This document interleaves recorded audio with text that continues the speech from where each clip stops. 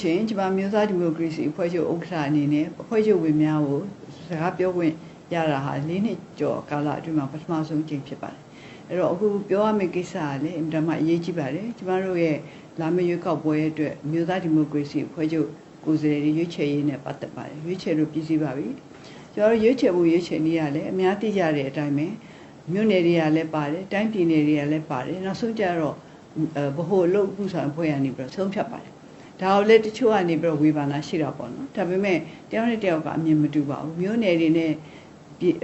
ပြည်နယ်တိုင်းအဆင့်တွေကလည်းသဘောမတူတာတွေရှိတယ်ဒီတော့ကျမတို့ကနေပြီးတော့ဗဟိုအနေနဲ့ညှိပေးရပါတယ်ကျမတို့ဒီလိုကိုယ်စားလှယ်တွေကိုရွေးချယ်တဲ့နေရာမှာဘာကိုအဓိကထားလဲဆိုတော့သစ္စာရှိမှုနဲ့အတွေ့အကြုံရှိမှုကိုအဓိကထားပါတယ်ဒါကျမတို့အဖွဲ့ချုပ်ကသမိုင်းအရာကျမတို့အဖွဲ့ချုပ်ကအတွေ့အကြုံတွေအရာဒီဟာအရေးကြီးတယ်ဆိုတာကိုကျမတို့သိချင်သိရလို့ပါဥပမာဆိုလို့ရှိရင်ကျမတို့ရဲ့ဗဟိုအလုပ်မှုဆောင်အဖွဲ့ထဲမှာအဖွဲ့ဝင်20ရှိပါတယ်ဒီအဖွဲ့ဝင်20ထဲမှာ15ဦးဟာ1990ရွေးကောက်ပွဲတုန်းကလည်းဝင်ခဲ့ပူးပါတယ်အနိုင်လည်းရခဲ့ပူးပါတယ်ဒီတော့ကျမတို့ဟာရွေးကောက်ပွဲနဲ့ပတ်သက်လို့အတွေ့အကြုံတွေရှိခဲ့တယ်ဒါပေမဲ့ကျမတို့ရွေးကောက်ပွဲနဲ့ပတ်သက်တဲ့အတွေ့အကြုံတွေကဘာထူးခြားမှုရှိလဲဆိုတော့အမြဲပဲခက်ခဲနဲ့ကြော်လွှားခဲ့ရတဲ့ရွေးကောက်ပွဲရဲ့အတွေ့အကြုံဖြစ်ပါတယ်ဒါအခုလည်းအားလုံးသိတဲ့အတိုင်းပဲကျမတို့ကနေပြီးတော့ပြိုင်ဆိုင်တဲ့နေရာမှာဆိုလို့ရှိရင်ကျမခဏပြောပါတယ်တရားရာဂိုင်းလုံးကျမတို့တာဝန်ယူတယ်အခွင့်အရေးကတော့85ရာဂိုင်းလုံးပဲရှိပါတယ်ဒီလိုတာဝန်ယူမှုတရားရာဂိုင်းလုံးအခွင့်အရေး85ရာဂိုင်းလုံးနဲ့ကျမတို့အောင်မြင်အောင်လုပ်ဖို့ကြိုးစားတယ်ဆိုတော့ဘာအတွက်လဲဆိုတော့အဖွဲ့ချုပ်ကိုထူထောင်ခဲ့တဲ့အဓိကရွေးရချက်တက်ပါပဲဒီရွေးချက်ဟာမြန်မာနိုင်ငံဟာစစ်မှန်တဲ့ဒီမိုကရေစီဖက်ဒရယ်ပြည်ထောင်စုကြီးဖြစ်သွားဖို့ပြည်သူတွေရဲ့အခွင့်အရေးတွေရောပြည်သူတွေရဲ့တာဝန်တွေရောခိုင်ခိုင်မာမာရှိနိုင်အောင်လို့ဆိုပြီးတော့ကျမတို့ဒါကိုရည်ရွယ်ပါတယ်ဒါကြောင့်မလို့သစ္စာရှိမှုဆိုတာပထမဦးဆုံးကျမတို့ရဲ့ယုံကြည်ချက်ပေါ်မှာသစ္စာရှိဖို့ဟာအင်မတန်အရေးကြီးပါတယ်ဒီကျမတို့အဖွဲ့ချုပ်ကကိုယ်စားလှယ်တွေကိုရွေးတဲ့အခါမှာဒါကိုအဓိကထားပါတယ်ကိုယ်စားလှယ်ဟောင်းတွေရောကိုယ်စားလှယ်အသစ်တွေလျှောက်သူတွေရောအများကြီးပါပဲအားလုံးကိုလည်းကျမကျေးဇူးတင်တယ်လို့ဒီနေရာမှာပြောပြစီအဖွဲ့ချုပ်ရဲ့ကိုယ်စားလှယ်တယောက်အနေနဲ့အဝင်ပြီးတော့ရွေးခံခြင်းနဲ့ဆိုတဲ့ရည်ရွယ်ချက်ဟာဘာပေါ်မှာအခြေခံလဲဆိုတော့အဖွဲ့ချုပ်ပေါ်မှာယုံကြည်မှုအတိုင်းအတာတစ်ခုတည်းရှိတယ်ဆိုတာကိုတော့ပြတာပါပဲဒါကြောင့်မလို့အဖွဲ့ချုပ်ရဲ့ကိုယ်စားလှယ်ဖြစ်နေဝင်ပြီးတော့ရွေးခံခြင်းတာပါဒီထဲမှာသွေးသစ်တွေလည်းပါပါတယ်လူဟောင်းတွေလည်းပါပါတယ်ဒီနှစ်ခုကိုကျမတို့အမြဲပဲဆင်ခြင်ရပါတယ်စောစောကျမတို့ပြောသွားတဲ့အတိုင်းပဲတစ္ဆာရှိမှုနဲ့အတွေ့အကြုံကိုကျမတို့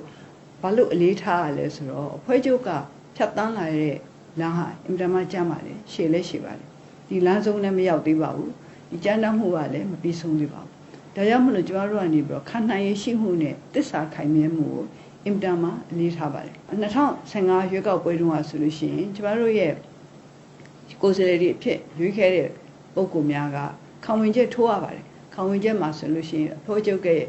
ဥဆောင်မှုကိုလိုက်နာဖို့အဖွဲ့ချုပ်ရဲ့မူဝါဒသဘောတရားတွေတော့ဆောင်ရွက်ဖို့စသဖြင့်ဒီလိုခံဝင်ချက်ထိုးခဲ့ရပါတယ်သို့တော်လည်းအဲ့ဒီထဲမှာတချို့ဟာခံဝင်ချက်အရမလုပ်ဆောင်ခဲ့တဲ့လူတွေလည်းရှိပါတယ်ဒါကိုလည်းကျမတို့ဒါသိပြီးထူးဆန်းတယ်လို့တော့မထင်ပါဘူးဒါပေမဲ့အင်တာမနေခဲ့ပါတယ်ကျမတို့ထောင်ကျော်သောကိုယ်စားလှယ်များတိုင်းပြည်လုံးပေါ့နော်ဟိုပြည်ထောင်စုအဆင့်ရောတိုင်းပြည်နယ်အဆင့်ရောအားလုံးထဲမှာလက်တဆုပ်စာလောက်ကပဲကျမတို့ ਨੇ လမ်းခွဲသွားတာရှိပါတယ်ဒီတော့ကျမတို့ရွေးချယ်ခဲ့တာ2015တုန်းကရွေးချယ်ခဲ့တာရေဘူးအားဖြင့်ပြောရင်မှန်ကန်တယ်လို့ပဲကျမတို့ပြောရမှာအားလုံးတော့မမှန်နိုင်ပါဘူးဒါတော့ကျမတို့ဒါလက်ခံပါတယ်အားလုံးကိုကျမတို့ကျင်းအောင်လည်းမလုပ်ပေးနိုင်ပါဘူးကိုလူသူ့လူတော့ရှိတာပေါ့အရေးကြီးတာဘာလဲဆိုတော့ဒီလိုရွေးချယ်မှုတွေလုပ်တဲ့အခါကျတော့ကျမတို့ရွေးချယ်လိုက်တဲ့ပုံကိုယ်တွေအကြောင်းနဲ့ကျမတို့အများကြီးသိရတယ်ရွေးချယ်မခံရတဲ့ပုံကိုယ်တွေအကြောင်းနဲ့သိရတယ်ဒီလိုဝင်ပြီးတော့ရွေးချယ်ခံတာဟာဘယ်လိုရွေးချက်နဲ့ရွေးချယ်ခံတာလဲဆိုတာလေအင်တာမှာပေါ်လွင်လာပါတယ်ဒီဟာကျမတို့ပြည်သူတွေအတွက်လည်းတန်ဖိုးရှိလိုက်မယ်လို့ကျမတို့ထင်ပါတယ်ပြည်သူတွေအနေနဲ့ဘယ်သူတွေကဘယ်လိုအကြောင်းနဲ့ဝင်ပြီးတော့ရွေးခံကျင်တာလဲဆိုတော့ပို့ပြီးတော့သိကြမှာဖြစ်ပါတယ်ကျမတို့ကနေပြီးတော့အတွေ့အကြုံနဲ့ပတ်သက်လို့ပြောလို့ရှိရင်အတွေ့အကြုံအမျိုးမျိုးကိုစဉ်းစားရပါတယ်ပါတီအတွေ့အကြုံဆိုတော့ကျမတို့ကပါတီအနေနဲ့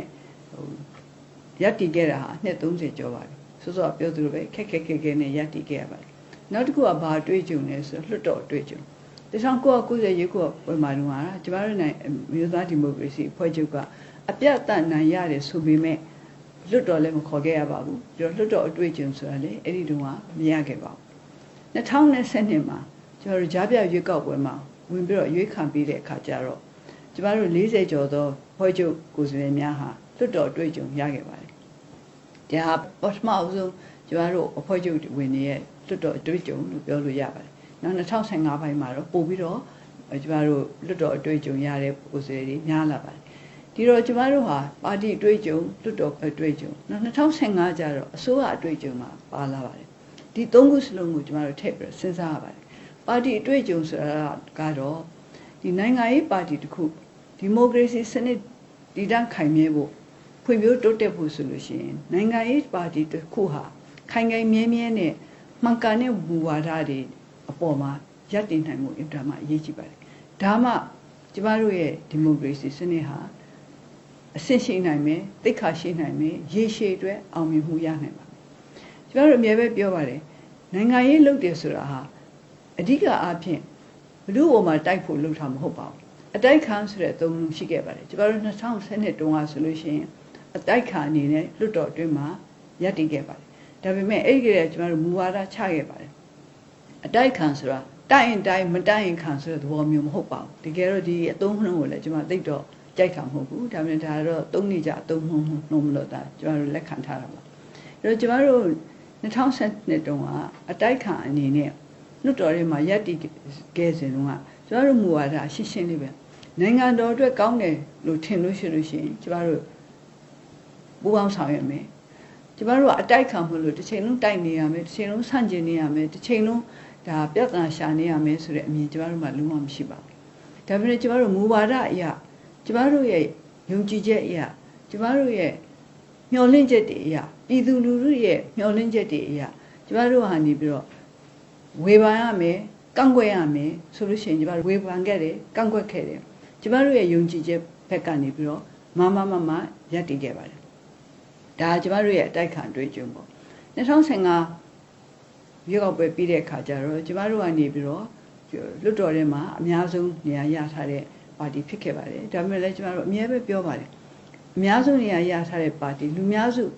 နေရာရထားလို့ကိုကအားကြီးလို့ကိုသိက္ခာကိုဆောင်စည်းရမယ်သဘောထားကြည့်ရမယ်အိန္ဒိယရနဲ့နေရမယ်လက်တိလက်မောင်းတန်းပြီးတော့ငါတို့ဟေ့ဆိုတဲ့ဒါမျိုးတွေလည်းကျမတို့ဘယ်တော့မှအားမပေးခဲ့ပါဘူးအားလုံးနဲ့တတ်နိုင်တယ်များပူပေါင်းဆောင်ရမယ်ဆိုတဲ့လမ်းစဉ်ကိုကျမတို့ရှောက်ခဲ့ပါတယ်ဒါဟာကျမတို့အမျိုးသားဒီမိုကရေစီအဖွဲ့ချုပ်က1988ခုနှစ်ကတည်းကကင်ဆွဲခဲ့တဲ့အမျိုးသားရင်ကြားစစ်ရေးဆိုတဲ့မူဝါဒပေါ်မှာအခြေခံတာဖြစ်ပါတယ်ကျမတို့နိုင်ငံဟာလွတ်လပ်ရေးရပြည်စဉ်ကာလကတည်းကပြည်တွင်းစစ်ငြိမ်းသွားတယ်ဆိုတဲ့အချိန်တစ်ခါမှမရှိခဲ့ပါဘူးဤတစ်မျိုးနဲ့မဟုတ်တစ်မျိုးနဲ့ပြည်တွင်းစစ်မီးတွေကလောင်ခဲ့နေတာပဲအဲ့ဒါကြောင့်မလို့ကျမတို့နိုင်ငံအတွက်ငြိမ်းချမ်းရေးဟာအင်တာမအရေးကြီးပါတယ်ငြိမ်းချမ်းရေးဟာဘယ်အစလဲဆိုတော့လူများရဲ့စိတ်အတွင်းကစပါတယ်စိတ်ထဲကငြိမ်းချမ်းခြင်းမှကျမတို့နိုင်ငံဟာငြိမ်းချမ်းနိုင်မှာပါစိတ်ထဲကနေပြီးတော့ကိုယ်နဲ့မတူတဲ့သဘောထားတွေကိုလည်းလေးလေးစားစားနားထောင်ပြီးတော့ဆင်ခြင်ပြီးတော့လက်ခံတဲ့နာကိုလက်ခံနိုင်တဲ့အရေးချင်းရှိမှကျမတို့ငြိမ်းချမ်းရေးကိုရနိုင်မှာပါဒါကြောင့်မလို့ကျမတို့အနေနဲ့ဒီအမျိုးသားရင်ကြားစစ်ရေးဟာနိုင်ငံအတွက်အဓိကလိုအပ်တဲ့ကိစ္စရပ်တစ်ခုဖြစ်တယ်ဆိုပြီးတော့ယူဆခဲ့တာဖြစ်ပါတယ်နောက်တစ်ခုကကျမတို့ဟာအကြမ်းမဖက်တဲ့မူဝါဒအကြမ်းမဖက်တဲ့မူဝါဒဆိုတာဟာတချို့တွေကအပြောင်းလဲတစ်ခုလိုချင်အထူးဖြင့်ဒေါ်လာရေးကာလမှာမြင်မြတ်ဆန်းဆန်းအောင်မြင်ခြင်းလို့ရှိရင်အကြမ်းဖက်တဲ့ရင်လည်းဖက်ရမယ်ဆိုပြီးတော့ယူဆသူတွေလည်းရှိပါတယ်ကျမတို့မျိုးသားဒီမိုကရေစီဖွဲ့ချုပ်ကဒီယူဆကိုလက်မခံမနဲ့အကြမ်းမဖက်တဲ့နည်းနဲ့ကိုလိုချင်တဲ့ပန်းတိုင်ကိုရောက်အောင်သွားမယ်ဆိုပြီးတော့ကျမတို့ဆုံးဖြတ်ခဲ့ပါတယ်အဲ့ဒီအတိုင်းပဲကျမတို့ဆောင်ရွက်ခဲ့ပါတယ်ဒါကြောင့်ကျမတို့ပါတီရဲ့အခြေခံမူဝါဒဟာအကြမ်းမဖက်ရေးအမျိုးသားရင်ကြားစစ်ရေးရအောင်ဆောင်ရွက်ရေးအဲ့ဒီဟာအတွက်တရားဥပဒေစိုးမိုးရေးနောက်ကျမတို့ဒီလိုမူဝါဒတွေနဲ့ကင်ဆွဲပြီးလုပ်ခဲ့တဲ့နေရာမှာဘယ်လောက်ကျမတို့အပေါ်မှာတစ္ဆာဆောင်ခဲ့လဲကျမတို့အဖွဲ့ချုပ်ကမူဝါဒတွေပေါ်မှာတစ္ဆာဆောင်ခဲ့လဲဆိုတာကျမတို့ကြည့်ပါပြီးတော့အခုကျမတို့2015ကနေစပြီးတော့အစိုးရတာဝန်လည်းယူရတယ်လွှတ်တော်တာဝန်လည်းယူရတယ်ဒီတာဝန်တစ်ခုစလုံးယူထားတဲ့အခြေအနေမှာဆိုလို့ရှိရင်ဝေဖန်စရာတွေလည်းများပါတယ်ကျမတို့သင်ယူစရာတွေလည်းများပါတယ်သင်ယူစရာဆိုတော့တစ်သက်ပါပဲဘယ်တော့မှသင်ယူလို့ပြီးမှာမဟုတ်ပါဘူးကျမတို့အခုဘယ်နှခါပဲတာဝန်ထမ်းဆောင်သင်ယူစရာတွေကတော့ရှိနေမှာပဲ ဝေဖန်စရာလည်းရှိမှာပဲကျမတို့ကဝေဖန်နေဆိုတာဟာအပြုသဘောနဲ့ဝေဖန်တာနဲ့အဖြစ်သဘောနဲ့ဝေဖန်တာဆိုတော့အားလုံးကနေပြီးတော့ခွဲခြားပြီးတော့မြင်ကြလိမ့်မယ်လို့မျှော်လင့်ပါတယ်အပြုသဘောနဲ့ဝေဖန်တာဆိုတော့အဓိကအဖြစ်တော့နိုင်ငံတော်မှာစေနာထားပြီးတော့ဝေဖန်တာနိုင်ငံကိုဥဆောင်တဲ့အစိုးရတစ်ခုလမ်းမမှားသွားအောင်လို့ပြည်သူလူထုတွေမထိခိုက်စေအောင်လို့ဝေဖန်တာမျိုးဆိုလို့ရှိရင်ဒါကျမတို့ကလည်းလူလူချင်းချင်းနဲ့လက်ခံပါတယ်ကိုဘယ်လိုပြုပြင်ရမလဲဆိုတာလည်းစဉ်းစားပါတယ်ဖြက်လူဖြက်စီးစိတ်နဲ့ဝေဖန်တာဆိုလို့ရှိရင်လည်းဒါတော့ဒီအလုပ်လုပ်ရင်တော့ခံရမှာပဲဆိုတော့ကျမတို့နားလည်ပြီးသားပါချင်းချင်းနဲ့ဒီကိစ္စတွေကိုကျမတို့ရင်ဆိုင်ပါတယ်ပြီးတော့ကျမတို့အစိုးရအနေနဲ့ဆောင်ရွက်ခဲ့တာတွေလွတ်တော်တွင်မှာဆောင်ရွက်ခဲ့တာတွေအားလုံးကိုကြည့်ပြီးတော့မှကျမတို့အခုကိုယ်ဆိုတဲ့ရွေးချယ်ပွဲမှာဘယ်သူတွေကိုရွေးချယ်မလဲဆိုတာဆုံးဖြတ်ပါတယ်တစ္ဆာရှိမှုအင်တာရေးကြည့်ပါတယ်ကျမတို့ရဲ့ပြည်ထောင်စုလွှတ်တော်ထဲမှာဆိုရင်အထူးရေးကြည့်ပါတယ်ပြည်ထောင်စုလွှတ်တော်ဆိုတာဟာနိုင်ငံအတွက်အင်တာမှအရေးကြီးတဲ့ဥပဒေများကိုချမှတ်တဲ့လွှတ်တော်ဖြစ်ပါတယ်နိုင်ငံအတွက်အင်တာမှအရေးကြီးတဲ့ဆုံးဖြတ်ချက်များကိုချမှတ်တဲ့လွှတ်တော်ဖြစ်ပါတယ်ဒါကြောင့်မလို့ကျမတို့ဟာတစ္ဆာရှိနဲ့ကျမတို့အဖွဲ့ချုပ်ကမူဝါဒတွေကျမတို့ဒီမိုကရေစီဖက်ဒရယ်ပြည်ထောင်စုအတွက်လိုလားချက်တွေကိုထောက်ပံ့သွားမယ်ကျမတို့နဲ့အတူလမ်းလျှောက်သွားမယ်ဆိုတဲ့ပုံကိုယ်တွေကိုအထူးအလေးပေးပါတယ်နောက်ပြီးတော့လည်းလွတ်တော်အတွင်းမှာဆိုတာအတွေ့အကြုံနဲ့လိုပါတယ်လွတ်တော်တွေကိုလူသစ်တွေဝင်လာတဲ့ခါကြလို့ရှင်လွတ်တော်စီမင်းစည်းကမ်းတွေကိုအားလုံးနားလည်ဖို့ဆိုတာအချိန်ယူရပါတယ်ဒီဟာတွေအတွက်လည်းကျွန်တော်တို့ထည့်တွက်ပါတယ်ဒါကြောင့်မလို့လွတ်တော်တစ်ခုထဲမှာဆိုလို့ရှိရင်လူသစ်တွေလူဟောင်းတွေမျှတရှိတာဟာအကောင်းဆုံးပါပဲမျှတဆိုတာ50ပြောတာမဟုတ်ပါဘူးကျမတို့အနေနဲ့အခုရွေးချယ်လိုက်တဲ့အခါမှာလူသစ်တွေကအနည်းစုပါပဲဒါတချို့ကလည်းဂျေနတ်ချင်မှာဂျေနတ်ဖောင်ပါဒါပေမဲ့ကျမတို့ကနေပြီးတော့သွေးသစ်တွေကိုကျမတို့ဖိတ်ခေါ်တယ်ဆိုတာဟာချင်းနဲ့ဖိတ်ခေါ်ရပါတယ်ကိုမသိတဲ့လူတွေလူသစ်တွေ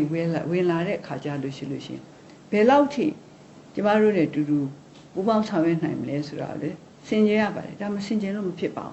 းပါတီတစ်ခုဆိုတာအလုပ်လုပ်တဲ့အခါမှာဆိုလို့ရှိရင်ညီညွတ်နဲ့လုပ်ဖို့ဟာအင်တာအရေးကြီးပါတယ်တယောက်တစ်ပေါက်လုပ်လို့မရပါဘူးကိုတို့တချို့ကြတော့အဖွဲ့ချုပ်ထဲကိုဝင်လာပြီးတော့အဖွဲ့ချုပ်အနေနဲ့အဖွဲ့ချုပ်ကိုယ်စားတယောက်အနေနဲ့ဝင်လာပြီးတော့ကိုလှုပ်ချင်တာလုပ်မယ်ဆိုတဲ့ပုံကိုယ်တွေလည်းကျမတို့တွေ့ခဲ့ရပါတယ်ဒီဟာကိုလှုပ်ချင်တာလုပ်မယ်ဆိုလို့ရှိရင်ပါတီဝင်စရာလည်းမလိုပါဘူးတတိပုဂ္ဂလအနေနဲ့ဝင်လို့ရပါတယ်နောက်တစ်ခုကလည်းကျမတို့ရဲ့ကိုယ်စားလှယ်များဟာကိုယ်စားလှယ်ဖြစ်နေရွေးချယ်ခံရပြီးလို့ရှိရင်ပါတီရဲ့စီမံစည်းကမ်းများဘုံဝါဒများအရာဆောင်ရွက်ပါမယ်ဆိုတဲ့ခံဝန်ချက်ကိုလက်မှတ်ထိုးရပါတယ်အဲ့တော့ဒီလိုခံဝန်ချက်နဲ့တွေးဖြစ်တယ်ဆိုတာဟာလေဒါဟာဒီကြီးဖြောင်းမမှုအရာမှာအားနေတယ်လို့ကျမတို့ဒီလိုပဲသတ်မှတ်ပါပဲဒါကြောင့်မလို့ကျမတို့ဟာသစ္စာရှိတယ်ဆိုတာကိုအလုံးနဲ့ပြခဲ့သူများကိုကျမတို့ဦးစားပေးပြီးရွေးပါတယ်ဟိုဘက်ဒီဘက်ဘလူးကိုဆုံးဖြတ်မှမသိလို့ရှိရင်တစ်ဖက်ကနေပြီးတော့ပြက်သားတာနေလို့ရှိရင်တော့တာတဲ့လူကိုကျမတို့ရွေးပါတယ်နောက်ပြီးတော့ကျမတို့ရဲ့လူဟောင်းနေတဲ့မှာတချို့ကြတော့သစ္စာရှိမှုမှာလည်းကျမတို့ဘာမှပြောစရာမရှိဘူးအတွေ့အကြုံလည်းရှိနေပြီအရေးချင်းလည်းရှိတယ်ဆိုပေမဲ့လည်းကျမ်းမာရေးအရာအသက်အရွယ်အရာဆက်ပြီးတော့တာဝန်ထမ်းဆောင်နိုင်တဲ့အခြေအနေမရှိသူများကိုလည်းကျမတို့အနေနဲ့ထားပစ်ခဲ့ရပါတယ်ဒီလိုထားပစ်ခဲ့ခြင်းအဖြစ်သူတို့ရဲ့ကျေးဇူးတွေကိုကျမတို့မေ့တာလည်းမဟုတ်ပါဘူးကျမတို့အနေနဲ့အတိမမပြူတာလည်းမဟုတ်ပါဘူးလက်တွေ့ကြအလုပ်ဖြစ်ဖို့လည်းကျမတို့စဉ်းစားရပါတယ်တချို့ကြတော့လွတ်တော်အတွင်းမှာအလုပ်ဖြစ်ပါတယ်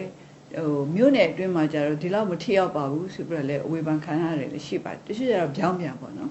်မြို့နယ်အတွင်းမှာတော့ထိရောက်ပါတယ်လွတ်တော်အတွင်းမှာတော့မထိရောက်ပါဘူးဒါတော့လည်းကျမတို့ဒီဟာတွေကိုပို့ပြီးတော့အရေးချင်းမြင့်အောင်လို့စူးစမ်းသွားရမှာပါအားလုံးကတော့တယောက်မှလူတိုင်းမှာတော့အားနည်းချက်တွေလည်းရှိပါတယ်အားတန်ချက်တွေလည်းရှိပါတယ်6ပြက်ကင်းတဲလဲဆိုရင်ဘာအားနည်းချက်မှမရှိတဲ့ကိုယ်စလဲဆိုတာတယောက်မှမရှိပါဘူးကျမလည်းမရှိပါဘူးကျမလည်းဒီလိုမဟုတ်ပါဘူးကျန်တဲ့သူတွေလည်းဒီလိုမဟုတ်ပါဘူးအရေးကြီးတာကျမတို့အားလုံးဟာကိုယ်မှာအားနည်းချက်ရှိတယ်ဆိုတာကိုဒါကိုလက်ခံနိုင်မှုဒါကိုအသိမှတ်ပြုနိုင်မှုဒီအားနည်းချက်တွေကိုကြော်လွှားနိုင်ဖို့ကျမတို့စူးစမ်းခြင်းနဲ့စိတ်ရှိဖို့လုံလဝရိယစိုက်ထုတ်ဖို့ပါပဲဒီဟာအတွက်ကျမတို့ကပြည်သူရဲ့အတန်ကိုနားထောင်နေဆိုတာပြည်သူဆိုတာအများကြီးပါပဲကျမတို့နိုင်ငံမှာဆိုလို့ရှိရင်55သန်းပတ်ဝန်းကျင်လောက်ရှိပါတယ်ဒီပြည်သူတွေထဲမှာထွက်လာတဲ့အတန်တွေကအားလုံးရဲ့အတန်တွေလည်းမဟုတ်ပါဘူးတချို့ကြတော့လူနည်းစုကိုကိုစားပြုတဲ့အတန်တွေပါတချို့ကြတော့လူများစုကို ကိုစားပြုတဲ့အတန်တွေပါဒါတွေကိုလည်းကျမတို့ကခွဲခြားပြီးတော့ဆင်ခြင်ရပါတယ်နားမထောင်ဘူးနားမကြားချင်တာကိုနားမထောင်ဘူးဆိုရင်နားပိတ်ထားလို့မရပါဘူးသို့တော်လည်းအတန်တိုင်းကိုလည်းနားထောင်ပြီးတော့ကျမတို့ဟာရောင်လည်းဖြစ်နေလို့လည်းမဖြစ်ပါဘူးအဲ့တော့ကိုယ့်ရဲ့ယက်တီချက်အရာကိုယ့်ရဲ့ယုံကြည်ချက်အရာကျမတို့ကနေပြီးတော့ကိုယ်စားလှယ်တွေကိုကျမတို့ရွေးပါတယ်အရွေးချယ်ခံရတဲ့ပုဂ္ဂိုလ်များဟာနိုင်ငံရဲ့တာဝန်ကိုကောင်းကောင်းမွန်မွန်ထမ်းဆောင်မှလို့ကျမတို့မျှော်လင့်ပါတယ်ထမ်းဆောင်နိုင်ဖို့အတွက်အရေးချင်းတွေပြည့်စုံဖို့အတွက်လည်းအဖွဲ့ချုပ်တွေနဲ့တတ်နိုင်များစူးစမ်းပြီးတော့ပံ့ပိုးပေးပါမယ်နောက်ပြီးတော့အရွေးချယ်မခံခဲ့ရတဲ့ကိုယ်စားလှယ်များဟာလည်းဒီမိုကရေစီနိုင်ငံရေးလမ်းဆိုတာအင်ပလမရှည်တဲ့လမ်းဆိုတာကိုသဘောပေါက်စေချင်ပါတယ်အခုကျမစောစောကပြောခဲ့တယ်ကျမတို့အဖွဲ့ချုပ်ဟာနှစ်30ကျော်ရုန်းကန်ခဲ့ရတယ်ဒီနှစ်30ကျော်ရုန်းကန်ခဲ့တဲ့အချိန်အတွင်းမှာကျမတို့အတွေ့အကြုံတွေကအမျိုးမျိုးပါတယ်စောစောကပြောသလိုပဲ1990ခုနှစ်ရွေးကောက်ပွဲမှာပါဝင်ခဲ့တဲ့ကိုယ်စားလှယ်များကျမတို့ရဲ့ဘို့လို့မှုဆောင်ဖွဲ့ထဲမှာပါကြပါတယ်အဲ့ဒီ1990ရွေးကောက်ပွဲမှာအောင်နိုင်ပြီးတော့မှအကျဉ်းချခံခဲ့ရသူအထိမ့်သိမ်းခံခဲ့ရသူတွေလည်းတော်တော်များပါတယ်ကျုံလုံးပြောမယ်ဆိုရင်ကျမကိုယ်တိုင်ကတော့1990ရွေးကောက်ပွဲတုန်းကပါဝင်ရှင်ပြိုင်ခွင့်မရခဲ့ပါဘူးအဖွဲ့ချုပ်ကတော့ကျမကိုကိုယ်စားလောင်းဖြစ်နေရွေးချယ်ခဲ့ပါတယ်ဒါပေမဲ့အာဏာပိုင်တွေရဲ့ဆုံးဖြတ်ချက်အရကျမအနေနဲ့ဝင်ပိုင်ခွင့်မရှိခဲ့ပါဘူးသို့တော်ညာလဲကျမတို့ရဲ့အတွေ့အကြုံတွေက1990ရွေးကောက်ပွဲနိုင်ပြီးမှအမျိုးမျိုးဖြစ်ခဲ့ပါတယ်ဒီမြို့သားဒီမိုကရေစီအဖွဲ့ချုပ်ဘို့လုံးမှုဆောင်အဖွဲ့ဝင်တွေထဲမှာဆိုလို့ရှိရင်အကျဉ်းချခံရတဲ့သူများနှိမ့်နဲ့ချိပြီးတော့အကျဉ်းချခံရတဲ့သူများလည်းမနှဲပါဘူးနောက်ပြီးတော့လည်းအဲ့ဒီဟာအကျဉ်းချခံပြီးတော့ပြန်ထွက်လာတဲ့အခါကျတော့လေပါတီတာဝန်တွေကိုဆက်ပြီးတော့ထမ်းဆောင်နေတဲ့နေရာမှာခက်ခဲနဲ့အန်ဒီမျိုးကြားရနေပြီးတော့ထမ်းဆောင်ခဲ့ရတဲ့အတွေ့အကြုံတွေလည်းရှိပါတယ်ဒီတော့ဒီနေ့အဖြစ်ပြောရမယ်ဆိုလို့ရှိရင်ကျမတို့ဟာလောကရန်တရား၈ပါးကိုကောင်းကောင်းရင်ဆိုင်ခဲ့ရတဲ့ပုဂ္ဂိုလ်တွေလို့ပြောနိုင်ပါတယ်အဲ့တော့ကျမတို့ရဲ့အဖွဲ့ချုပ်ကလည်းလောကရန်တရား၈ပါးကိုရင်ဆိုင်ခဲ့ရတဲ့အဖွဲ့ချုပ်ပါဒီတွေ့ကြုံဒီပေါ်မှာအခြေခံပြီးတော့ကျမတို့အကောင်းဆုံးဖြစ်အောင်လို့ရွေးချယ်ခဲ့ပါတယ်ဒီတော့ဒီတစ်ခါမှာမပါဝင်ခဲ့နိုင်တဲ့လူတွေများဟာနောက်အတွက်အလားအလာတွေအများကြီးရှိသေးတယ်ဆိုတာကိုကျမသတိပြုစေချင်ပါတယ်တကယ်ပဲဒီမိုကရေစီနိုင်ငံရေးကိုယုံကြည်တယ်တကယ်ပဲဒီနိုင်ငံဟာစစ်မှန်တဲ့ဒီမိုကရေစီဖက်ဒရယ်ပြည်ထောင်စုကြီးဖြစ်စေချင်တယ်ဆိုလို့ရှိရင်တခါရှုံးရုံနဲ့စိတ်ပျက်စရာလည်းမရှိပါဘူးစိတ်နာစရာလည်းမရှိပါဘူးစိတ်ကောက်စရာလည်းမရှိပါဘူးဒါဟာပြည်သူတွေကိုကိုယ့်ရဲ့အရေးချင်းစစ်ဟာဘာလဲဆိုတာပြဖို့အခွင့်အရေးတစ်ခုလို့ပဲကျမတို့စဉ်းစားစီချင်ပါတယ်2010 2015ကျမတို့ကိုယ်စားလှယ်ရွေးတဲ့အခါမှာဝင်ပြီးတော့ရှင်ပြိုင်ခဲ့တယ်ဒါပေမဲ့ကျမတို့ကဖွဲ့ချုပ်ကနေပြီးတော့မရွေးခဲ့လို့ကိုယ်စားလှယ်မဖြစ်ခဲ့တဲ့ပုံကိုယ်ထဲမှာဆိုရင်အဖွဲ့ချုပ်တာဝန်တွေကိုတကယ့်ကိုတက်ကြွနဲ့ဆက်လက်ပြီးတော့ချမ်းဆောင်ခဲ့တဲ့ပုံကိုယ်တွေလည်းမနှဲပါဘူးကိုယ်တိုင်အရွေးမခံခဲ့ရတာတောင်မှကိုယ်တိုင်ကိုယ်စားလှယ်ဖြစ်နေအရွေးမခံခဲ့ရတာတောင်မှအရွေးခဲချဲကိုယ်စားလှယ်ဖြစ်လာတဲ့ပုံကိုယ်နိုင်ရေးအတွက်အောင်နိုင်ရေးအတွက်တအားသမျှလုပ်ခဲ့တဲ့အင်မတန်မှသိက္ခာရှိတဲ့အင်မတန်မှနိုင်ငံရေးစိတ်ဓာတ်မြင့်မားတဲ့ပြေဝတဲ့ပုံကိုယ်တွေလည်းကျမတို့ရဲ့ဖွဲ့ချုပ်ထဲမှာရှိပါတယ်ဒါဟာကျမတို့အတွက်ဂုဏ်ယူစရာဖြစ်ပါတယ်ဒါကြောင့်အခုကျမတို့ရွေးလိုက်တဲ့သူများဟာအင်မတန်မှလည်းများပါတယ်ကျမတို့ကတတ်နိုင်သမျှနေရာတိုင်းမှာလို့ကျမတို့ဝင်ပြီးတော့ရှင်ပြိုင်ကြပါတယ်ရှင်ပြိုင်ဖို့လည်းကြိုးစားပါတယ်နေရာတိုင်းမှာဝင်ပြီးရှင်ပြိုင်ခြင်းနဲ့ဆိုတာဟာကျမတို့ရဲ့နိုင်ငံအနှံ့အပြားမှာဘယ်နေရာမှာမဆိုရှိတဲ့ပြည်သူတိုင်းကိုစားပြုနိုင်တဲ့အခွင့်အရေးကိုကျမတို့လူချင်းလို့ဖြစ်ပါတယ်ဒါကြောင့်မို့ကျမတို့ဒီလိုကြိုးစားတာပါရှုံးခဲ့တဲ့နေရာတွေရှိတယ်အရင်ရွေးကောက်ပွဲတုန်းကကျမတို